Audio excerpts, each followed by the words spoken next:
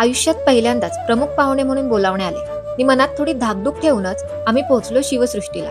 सर्व वरिष्ठ मंडळींसोबत यथोचित चहा पान चर्चा करून आम्ही भवानी मातेच्या आरतीसाठी मंदिराकडे प्रस्थान केले. भक्त जेव्हा श्रद्धेने भक्तिभावाने आपल्या देवाला साथ घालतात तेव्हा परमेश्वर स्वतः भक्ताला आपले दर्शन देतो. अगदी तसेच झाले.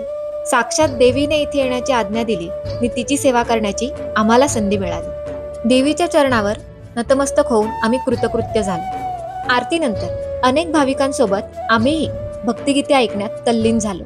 तबला पेटी आणि शब्दांच्या जुगलबंदीने देवीला नमन केले. नवरात्रीचे 10 दिवस म्हणजे 2 ऑक्टोबर पर्यंत भवानी माता मंदिर आणि तेथील सांस्कृतिक कार्यक्रम सर्वांना मोफत पाहता येणार आहे. त्यामुळे आवर्जून इथे भेट द्या. शिवसृष्टीची तिसरी फेज कशी असेल याची इत्तंभूत माहिती घेऊन देवीला त्रिवार वंदन करून आम्ही शिवसृष्टी येथून प्रस्थान केले. जय शिवराय.